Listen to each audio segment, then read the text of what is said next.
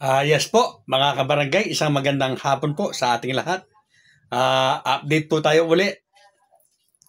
Mga kabarangay, alam po ng lahat na ang resolution po o COMELEC Resolution number 11132 nakapaloob po dito na dapat sana po ay magkaroon po ng registration noong July 1 hanggang July 11.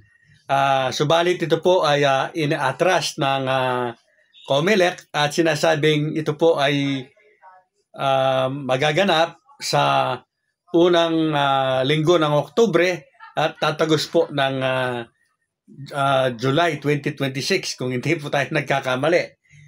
Ngayon po ay may latest mga kabarangay.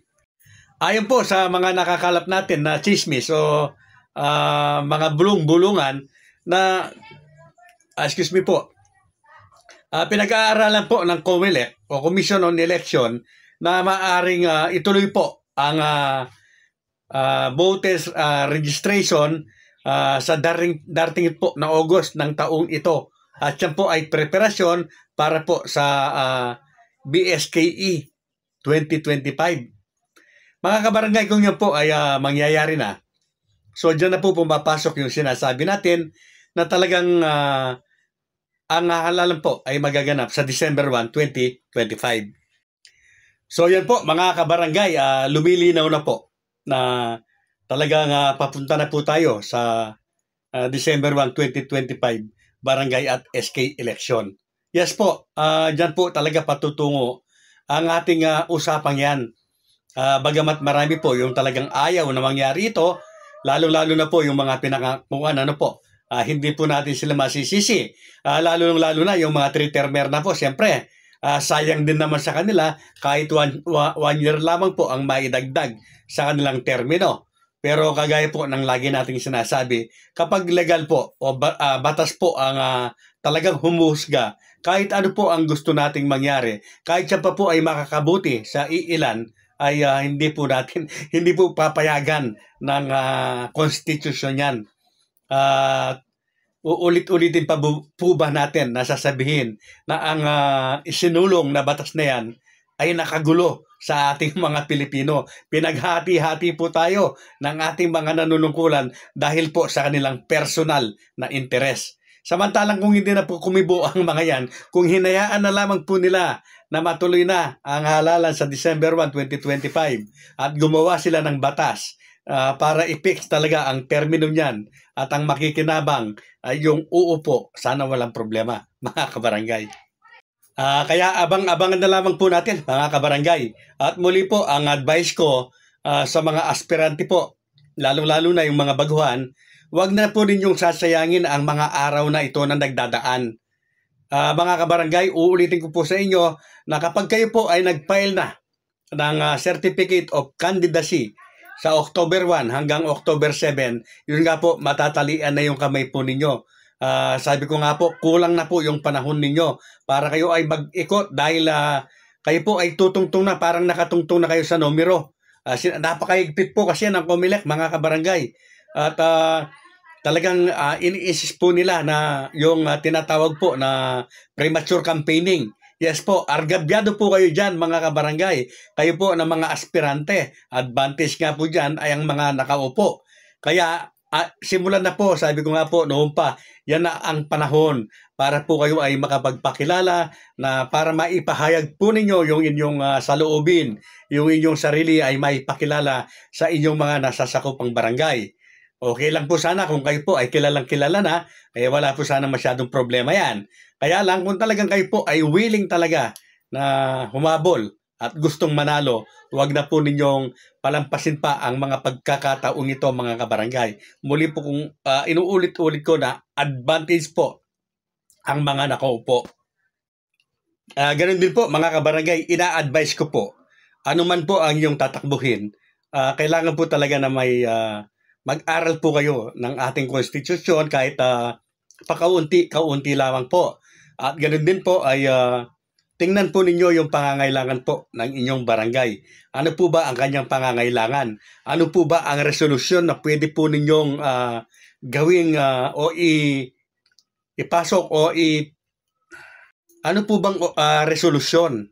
Ano po bang ordinansa ang dapat po ninyong gawin para makatulong po sa inyong barangay? Mga kabarangay, yan po ang trabaho po ng isang kagawad. Maging ng isang kapitan po ay kailangan din na may alam din po siya, marunong din po siyang gumawa ng batas o resolusyon. Napaka-importante po na may alam tayo kung tayo po ay sasabak po sa ganyang labanan na politika. At alam po ninyo, dito po sa amin ay usong-uso po yung mga debate. Lahat po ng mga kandidato kung minsan po ay meron pong mga grupo na binubuo ito upang magkaroon po ng debate. Kung mangyayari po sa inyo yan, sa inyong lugar, at hindi po kayo nakahanda, lalong-lalo na kayo ay baguhan, magiging mukhang kaawa-awa po kayo. Ganon din kung ikaw ay nakaupo na, lalo na kung wala kang alam at nakaupo ka na, magkakaroon bigla ng debate, napakalayo ng mga pinagsasagot mo at pinagsasabi mo, mapapahiya ka. Kaya habang maaga pa po, habang may panahon pa, mag-aral-aral na po tayo at pag-aralan po natin kung ano yung ating magiging trabaho, ano ang dapat nating gawin. Marami po kayong pwedeng panuuring programa na makakatulong po sa inyo.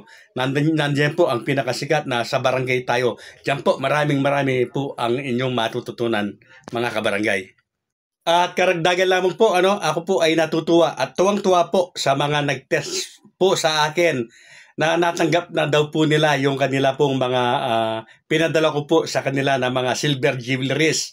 Maraming salamat po at inyo po itong mga nagustuhan. Yan lamang naman po ang nakapagpasaya sa akin. Yung malalaman ko po na nakarating po sa inyo ng maayos yan at gustong-gusto nga po ninyo. So sa mga gusto po na magkaroon din ng silver jewelries, bagamat po lahat, hindi ko po kayo mapapagbigyang lahat dahil napakarami po ninyo. Siyempre, pinipili ko lamang po yung talagang nakikita ko na porsigidong gustong-gusto po na magkaroon. At siyempre po, ginagawa po nila yung aking mga gustong ipagawa, kagaya po ng dapat nakasubscribe, nag-like, at higit sa lahat po, nag-comment at nag-share.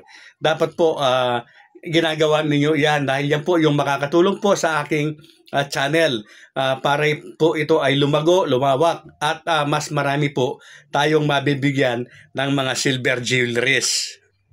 At ang mga pinamimigay ko po na jewelries po o silver jewelries, mga orig po yan, mga kabarangay. Yan po ay mga Japan surplus, Italy at Belgium. Yung mga naninira po na nagsasabi, bagamat hindi pa nila nakita ng personal, nahawakan ng personal yung ating mga pinamimigay na silver, ay sinasabi po na peke. Mga kabarangay, ako po ay okay lamang na kahit anong sabihin pa ng mga yan. Ang nararamdaman ko kasi sa aking sarili ay hindi na po mga baser yan mga haters na. Pinasukan na po sila ng anong tawag doon, ng inggit. Kaya kawawa po, naawa po ako sa kanila.